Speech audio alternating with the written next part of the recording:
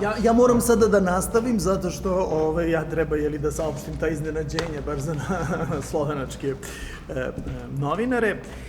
Završio sam prethodni deo citatom iz odluke žirija 53. BITEF-a, sad ću da nastavim citatom, kratak je, dosta ovako efektan, iz knjige Yuvala Noah Hararija Homo Deus, koji glasi: od nastanka života na našoj planeti pre 4 milijarde godina nikada jedna vrsta nije sama menjala svetsku ekologiju. Ova vrsta čovekolikih majmuna uspela je za 70.000 godina sama da promeni svetski ekosistem radikalno i nepredvidljivo. Naš uticaj već je ravan posledicama delovanja ledenih doba i tektonskih pomeranja. Za jedan vek mogao bi da nadmaši posledice onog asteroida koji je pre 65 miliona pobio dinosauruse. Eto, to je jedna od misli čuvenog, izraelskog istoričara, jedne od intelektualnih zvezdi današnjice, ako tako nešto može da se kaže, u gradu koje je postojbina druge ili prve velike intelektualne zvezde današnjice, Žižeka, Slavoja Žižeka, što, by the way, predstava o kojoj ću govoriti u jednom momentu te dve persone i spaja.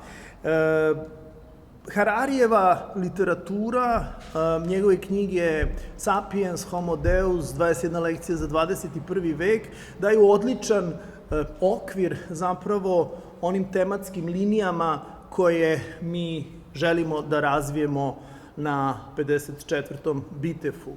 Od zapravo tog urušavanja globalnog ekosistema, za koji smo mi kao ljudska vrsta, kao jedna od ljudskih vrsti, na čemu Harari insistira, ima ih i drugih, ali smo ih sve pobili.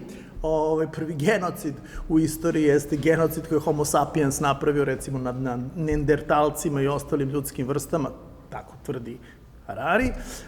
Dakle, od tog globalnog urušavanja ekosistema do zapravo jedne perspektive čovečanstvu koju osjećamo na vlastitoj koži i u kontekstu pandemije, a koja uopšte, pandemije koronavirusa, koja uopšte nije optimistična. Tako da zapravo tematski taj luk 54. BITEF-a ide od ekološke kataklizme, ekološke krize, ekoloških problema, na čemu neće biti ključni fokus, do zapravo nečega što se u savremenoj filozofiji određuje kao post i transhumanizam. Jedan svet bez ljudi, ali ne u doslovnom smislu kakav je bio slogan prethodnoga, odnosno BITEF-a pre 2 godine, svet bez ljudi. Inače, mala informacija za, kako se zove, drage slovenačke prijatelje, od kako je počela pandemija u Beogradu, ja sam proglašen vidovitom zorkom, kako se to kod nas kaže, babavangom i tako dalje, isti novinari su tu radili, jer kaže, još pre 2 godine vama je koncept i slogan BITEF-a bio svet bez ljudi, kako ste videli koronu? Ja kažem,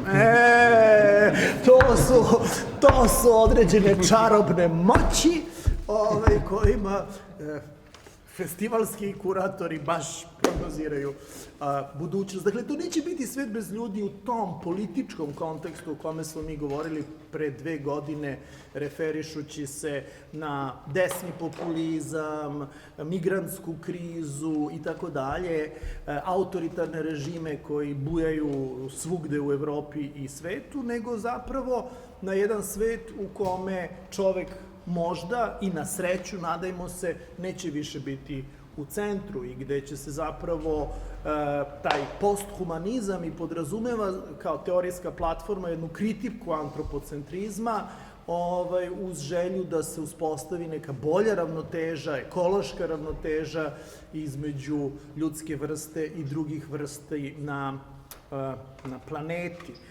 Uostalom, i ovo što mi danas živimo svugde jeste posledica ekološke krize i pandemija koronavirusa. Imajući sve ovo u vidu, vama je već uveliko jasno da predstava bez koje ovakav koncept gotovo ne bi mogao da funkcioniše, mada je koncept bio postavljen ranije, predstava je došla, ono što kažemo u Srbiji ko kec na 11, to je predstava vrlo znakovitog naziva, 2020. U režiji ovde prisutnog našeg dragog prijatelja i kolege Ivice Buljana i u produkciji 3 velike teatarske kuće i kulturna centra, drame SNG-a, mesnog gledališća Ljubljanskog, ja pozdravljam gospođu Barbaru Hing, direktorku, i Cankarijevog doma, pozdravljam Andreja Jagliča, direktora Cankarijevog doma. Dakle, ili ste, možda sam vas promovisao u neku višu funkciju, ili nema veze, mi Srbi odmah dajemo veće titule. Ako niste, bit ćete. Predviđat ću. Opet sam vidovita Zorka. Dobro, Zorka radi svoj posao, znači bićeš direktor.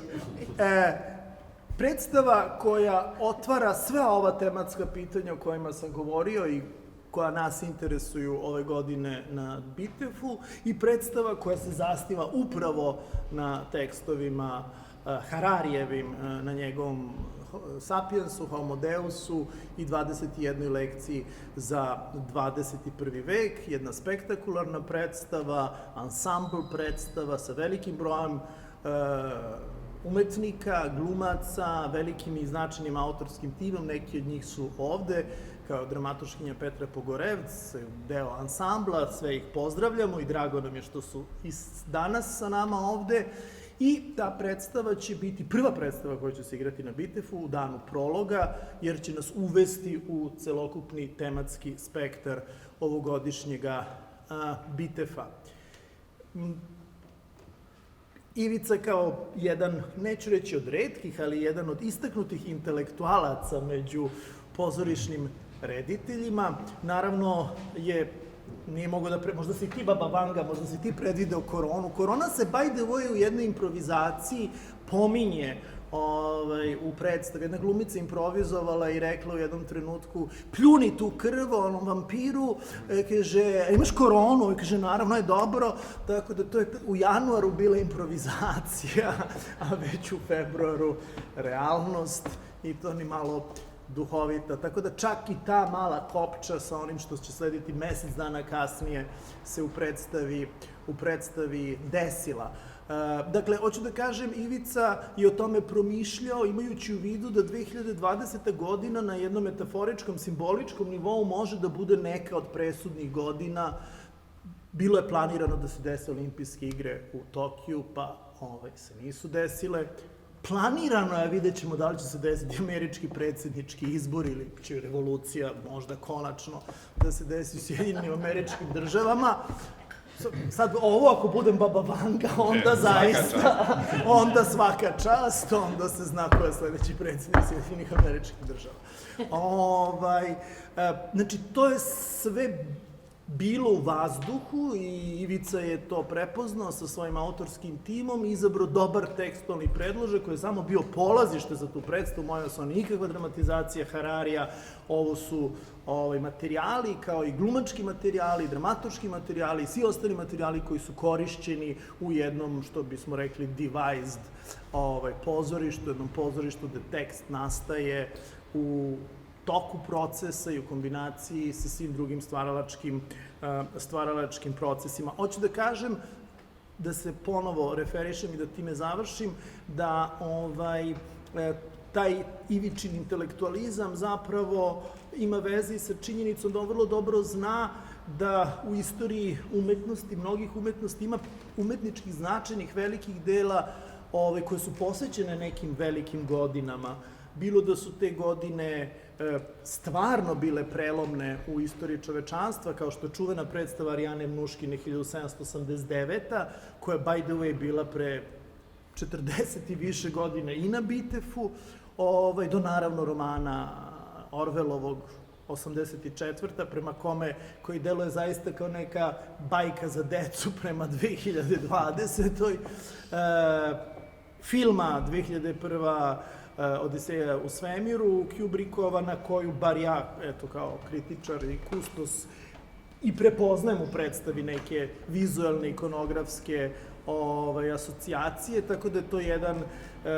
I ono što je posebno dirljivo, i time završavam, jeste da je to jedna od prvih i jedinih velikih regionalnih i evropskih predstava, bar za koje ja znam, koja se desila u 2020. Imala je premijeru. Da li će i kod nas videti išta veliko do kraja ove godine, to u ovom trenutku ne možemo da tvrdimo. Sve naše velike scene pretvorit će se u male scene će da nestanu zbog social distancinga i tako dalje. Tako da, meni lično je strašno divljivo da se ta predstava desila na početku godine i da je bila omaž jednoj godini, što bi rekao Pekić, koju su pojeli skakavci, ili jedan posmrtni omaž. Nadam se da to posmrtni omaž metaforično, da neće biti... Mislim, dosta ovo se uzbudljivo, jer kažeš kao posmrtni omaž metaforično, ono može bude stvarno, ako ovo bude kao španska groznica do kraja ove godine. Tako da, mi smo kao Bitev vrlo srećni što ćemo ovaj veliki i umetnički produkcioni poduhvat moći da pokažemo na ovogodišnjem Bitefu, što će nas on uvesti u teme ovogodišnjeg Bitefa i što je to comeback jednog produkcijskog modela koji je na Bitefu već ostvario veliki uspeh sa predstavom Ilijada u režiji Jerneja Lorencija, takođe dobitnika svih Bitefovih nagrada, kao što je Borka rekla, tako da se nadam da će ova predstava imati sličan uspeh kako je imala predstava Ilijada. Aplauz, ne morate, dovoljno sam dobio, a sada Ivice, ti kaži.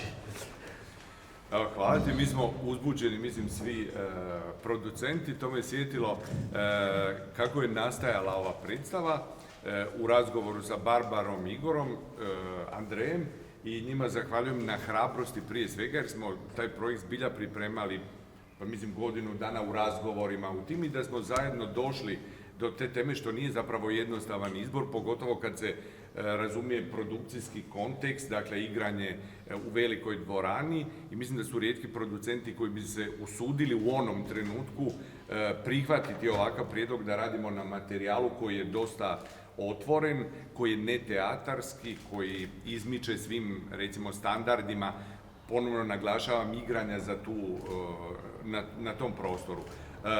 Sam si spomenuo, dogodile su se nevjerojatne stvari dok smo pripremali. U zraku je doista već se osjećao onako jedan palež, vatra iz daljine, i čak u jednom prizoru, ponovno ćemo reći nesvjesno, se govori o tome, o opasnosti dolaska virusa životinskog porijekla, i to izravno od šišmiša. U tom trenutku netopir je bio samo metafora Marka Mandića, ali kao što sam rekao, za mjesec dana je već, zapravo su stigle i znanstvene potvrde da je doista virus prenesen, da je porijekla vrlo precizno. Ta predstava nam je svima, kao što si rekla, ona je, bih rekao čak ne zato jer smo u ovom kontekstu, ona je bitefovska u nekom jako širokom smislu. Mi smo imali reference Arijan Nuškin radeći predstavu, namjerno smo i koristili neka sredstva koja je, recimo, Living Theatre instalirao u teatru, dakle nismo radili dramatizaciju, nego smo se oslonili na autorske radove svih sudionika, dakle glumci su sami kreirali tekst, predlagali neke koreografske, izvedbene različite oblike, i to je dalo jedan, rekao, dosta heterogen prizvuk, i prije svega smo uživali na jedan način koji je možda podsjećao na one užitke kakvi se osjećaju prije velikih katastrofa, i ona se zbilja dogodila ali ona u nekom političkom smislu govori kakav je svijet danas i koje nas opasnosti vrebaju, kolika je zapravo možda najhumanija poruka, a mislim da je sad, da teatar ima veliku moć da može dati i nekakve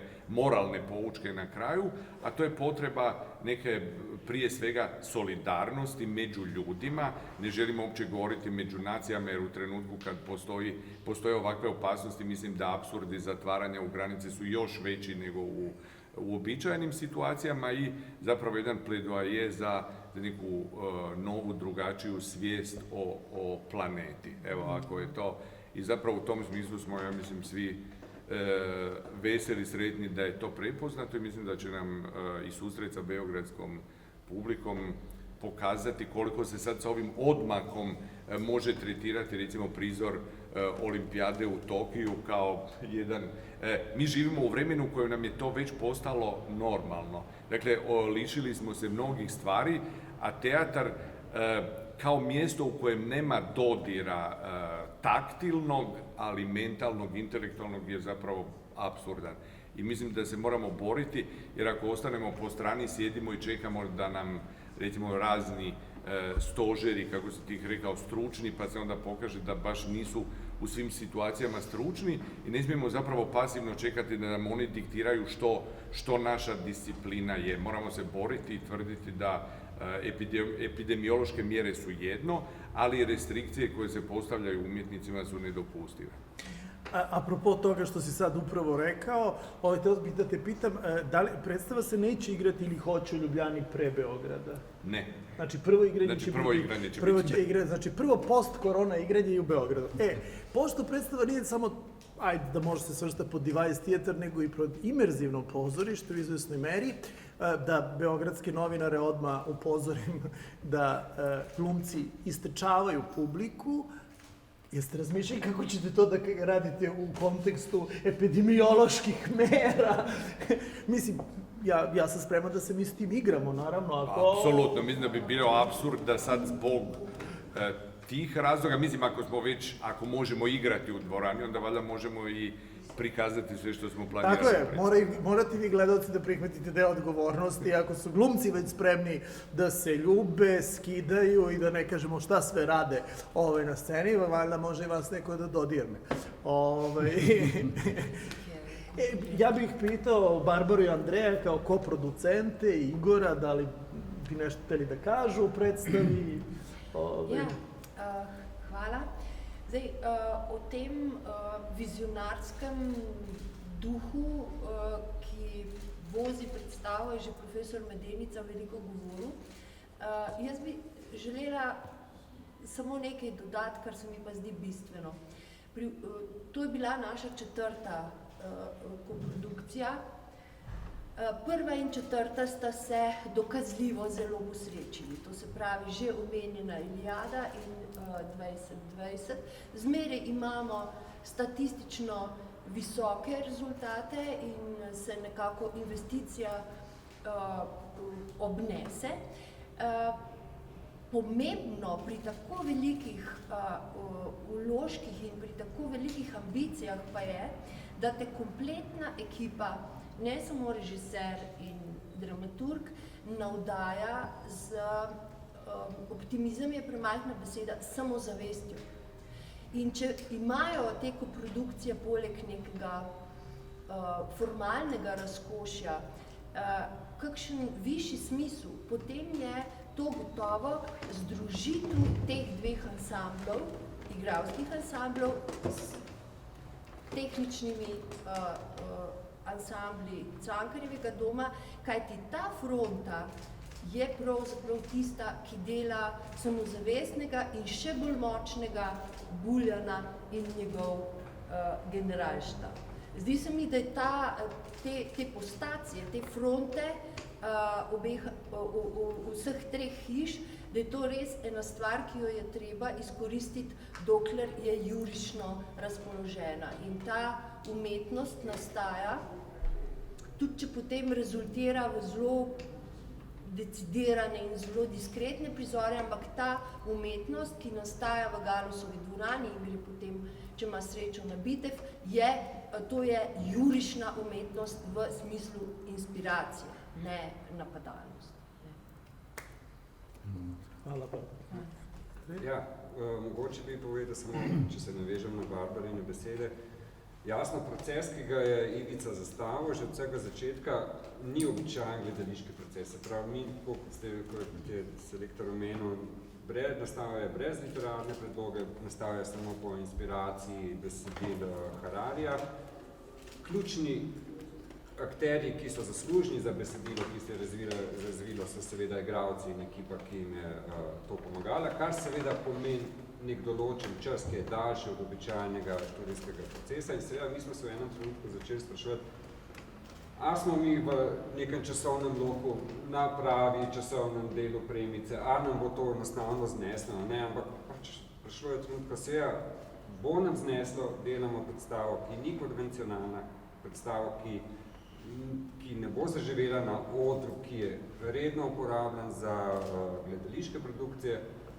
In ravno zaradi vseh teh odprtih vprašanj oziroma nekih podtonov, kako se bo pravzaprav to izteklo, smo rekli, gremo do konca, dajmo absolutno podporo celotni igralski ekipi, kar se je nazadnje, in seveda tudi režijski in ostali, kar se je nazadnje tudi izkazali samim rezultatom oziroma končnim izdelkom projekta, za katerega moramo v bistvu kar pošteno povedati, da je sprožil tako na primeri, kot potem ob vseh številnih ponovitvah, ki so že zdaj bile, zelo deljena mnenja, ne? Kar pomeni, da gre v vsakem primeru za nek intriganten projekt.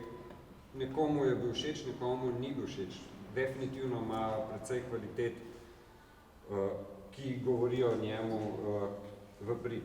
V vsakem primeru publika ga je imela rada, strokovna javnost je bila izrazito deljena, ne glede na to, ampak moje osebno mnenje gre za neko predstavo, ki zahteva enega gledalca blazno odprtega duha, ki je pripravljen v bistvu stvari sprejemati take, kot so, vstopati v projekt brez nekih vnaprejšnjih pričakovanj, ker predstava pač taka je, ki niti ni rečeno, da jih zavestno ruši neke norme, ampak vidi se, da je nastajala na nek specifičen način, pač ta specifičen način se kaže tudi na odru. Zato z blazno radovednostjo bom šel gledati v bistvu tudi v Beograd, tudi zato na eni strani, ker je premiera bila januarja in je, kot ste že omenili, anticipirala neke probleme ali pa neke dogodke, ki se zdaj pravzaprav dogajajo, pravzaprav septembra, jih bo pa reflektirala, ne, in bo še en drug moment se jih gotovo odkril.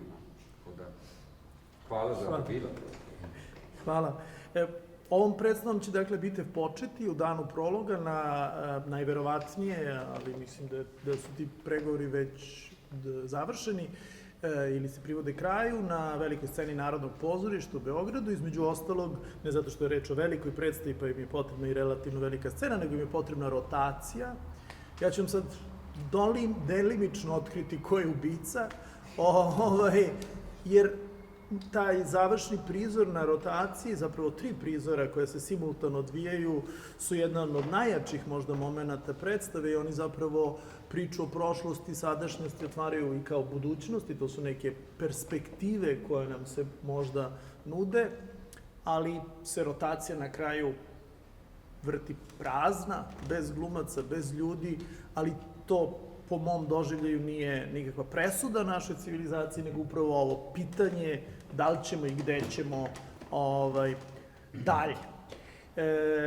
Čuli smo ovde o jednom načinu rada sa glumcima, o glumcima koji su apsolutni koautori ove predstave, o glumcima koji su zaigrani, koji svoje sve ludičke potencijale, da tako kažem, razvijaju, što potvrđuje te pozitivne predrasude koje mi imamo u Beogradu, a kao što vidite i saopštenje međunarodnog žirija imaju i drugi o slovenačkoj školi glume. Vrhunsku glumu ćemo videti i u drugoj predstavi slovenačkoj, koju ove godine prikazujemo na Bitefu, estetski bitno različitoj, minimalističkoj, preći o predstavi Pluća, po komadu savremenog engleskog pisca Duncana Macmillana, koji je na malom odru drame SNG-a, dakle još jedna produkcija SNG-a, režirao naš takođe gost na ovoj tribini Žiga Divjak. Ta predstava je estetski veoma zanimljiva, kažem, izuzetna gluma, dvoje sjajnih slovenačkih glumaca, jedna metafora dosta jaka, ajde da vam opet ne otkrijem ko je ubica, pa tu ćete metaforu scenografsko-rediteljsku videti, neću baš sve da vam kažem.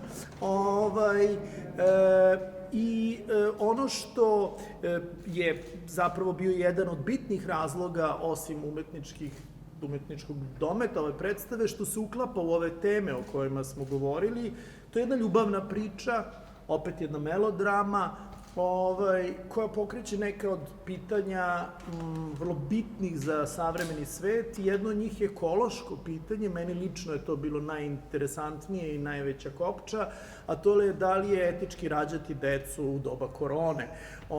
U doba korone, metaforično, u ovom našem vremenu, rađanje dece je postao ekološki izazov. To na prvi pogled može da deluje morbidno, može da deluje apsurdno, ali s druge strane jeste jedno etičko i filozofsko pitanje koje postoji u današnjem, bar zapadnom svetu. U kakav svet mi ta nove homo sapiens se puštamo, u svet koji samo što nije zadesila novi, pa sad ćemo vidjeti rep drugog talasa, početak trećeg talasa, ti epidemiolozi, samo im se ti talasi mešaju, znači, i sa jednom vrlo pesimističkom perspektivom, a s druge strane, mislim, svaki novi život troši zalihe kiselnika, dodatno narušava ekosistem i tako dalje. Pre nego što dam reč Žigi, imam još jedan razlog zbog čega ovo predstavlja na BITEF-u. Ja mislim da već beogradski novinari znaju da koncept, onako kako ja želim festivala da izgleda, je jedan točak. On ima ovako dve osovine, dve dijagonale i kružnicu. Kružnica, ono što obuhvata sve konceptualne osovine festivala, je kvalitet. Znači, sve predstave moraju da budu vrhunske. To je objedinjujuće. Vertikala je tematska linija, to je ovo što ste čuli, o čemu sam pričao. Horizontala je umetnički fokus, kao što je prošle godine bio na imerzivnom pozorištu. Ove godine ćemo fokus otkriti umetnički na Beogradskoj konferenciji, inače neću imati šta da pričam u Beogradu, ako sve kažem u Ljubljani, što se baš Skupštini grada kao osnivaču neće preterno svideti. I novinari će mi reći, misliš što smo uopšte dolazili kad smo se čuli u Ljubljani, a inače prvo izvuku sve informacije od mene, a onda posle, a što si nam sve rekao. Imamo i ove dve dijagonale. Jedna dijagonala na kojoj ja zaista insistiram, koja nas se sad u ovom kontekstu možda toliko ne tiče, ali koja je zaista važna za istoriju BITEF-a, jeste ne zapadno, van evropsko pozorište, jer BITEF je u jednom periodu postao malo i regionalni festival i evropski. Vrlo je značajno da vidimo šta je savremeni izraz u nekim sredinama koje nam nisu toliko bliske, odnosno toliko poznate, a druga dijagonala je promocija novih imena, novih značajnih reditelja, koreografa, pisaca, evropskog i svetskog pozorišta. I ja sam veoma srećan, iako za Žigu Divjaka svi znaju u Sloveniji, pa, koliko sam čuo, počeo je i izvesnu međunarodnu karijeru, ali ja bih želeo, u skladu s ovim što je Barbara rekla, 4 koprodukcije, 2 su im se jako posrećile, da se i nama posreći na BITEF-u sa Žigom Divjakom i da ga zaista apsolutno lansiramo u jednu orbitu gde mu je drugo, vodećih evropskih mladih reditelja, a onda naravno tu i da ostane. To bi onda i nama bilo isto drugi put da nam se posrećilo. Nažalost, sa beogradskim rediteljem Igorom Vukom Torbicom prošle godine nije, bar što se tiče recepcije međunarodne javnosti, ni sa izraelskim rediteljem pre toga Nadavom Barneom ne, ali jeste sa Ersanom Montagom, koji je dotle bio poznat u nemačkom govornom području, sad radi širom Evrope i sveta. Tako da se ja nadam i želim da to se desi i Žigi. I želim odmah da mu kažem da smo mi festivalski selektori, kuratori, zlotvori. Nama je uvek potrebna sveža krv, dođemo ovako vampirski da vam isisamo krv, mlado, novo ime, daj mi novo ime, sažvaćemo, bacimo i tražimo novo ime. Tako da na tebi je da kad te ispljunemo, nastaviš da se boriš i da te baš briga za nas. Eto, meni je jako drago, zaista, nadam se da će beogradska publika i mediji imati tu emociju koju smo imali Filip Uvojošević i ja kada smo se upoznali sa radom Žige Divjaka. Hvala. Jaz sem seveda zelo vesel za to priložnost, da gremo z v bistvu eno predstavo, ki je nastajala v res takem majhnem in skoraj res intimnem balončku zdaj v svet, v BITEF. Zdaj, na kratko mogoče samo predstaviti, se mi zdi, da se nekako ukvarja z, kako si pravzaprav organizirati neko življenje v tem prvem svetu, ki ga živimo, ne? Kje je pravzaprav povleči neko linijo, kaj je še odgovornost do sveta, kaj pa je pravzaprav moja neka osebna, intimna odločitev. In naši predstavi, medtem ko grejo toki besed o tem, se pa v bistvu svet na nek način pred našimi očmi istočasno že pravzaprav ruši. Tako da ja, to v bistvu tudi zame v bistvu eno od redkih situacij, da sem se v bistvu soočil prav z nekim dramskim besedilom, ampak mi je bil v bistvu že v prvem branju na nek način to blizu zaradi tega, ker se v bistvu ukvarjam v bistvu z podobnimi temami, ki se tudi sicer sam ukvarjam, mogoče drugih bolj avtorskih projektih. Hvala. Hvala, Žigi.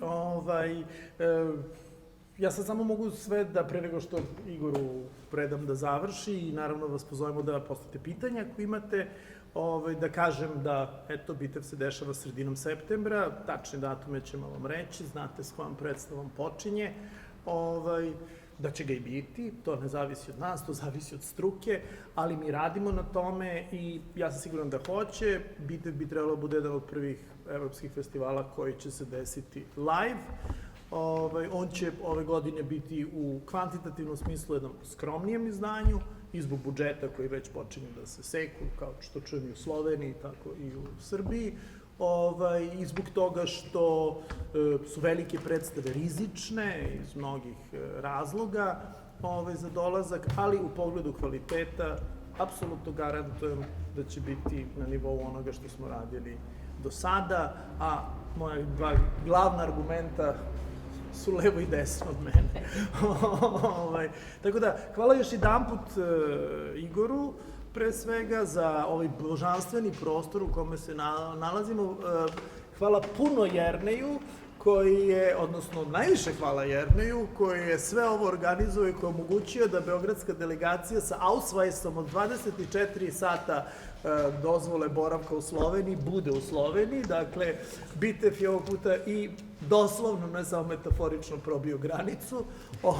Još saobraćaj nije normalizovan, tako da je ovo bio zaista jedan poduhvat. Jernej, puno hvala još jedan put. Nama je uvek zadovoljstvo da smo u Sloveniji. Nekako smo pričali juče, dok smo hodali, imam utisak u vazduhu, a evo tu imamo direktora drame Hrvatskog narodnog kazališta iz Zagreba, da nam svima dolaze teška vremena u kulturi i da kao što slovenačka pozorišta međusobno ulaze u koprodukcije, da ćemo svi morati u regionu da ulazimo u koprodukcije, jer će to biti jedan od načina opstanka pozorišta.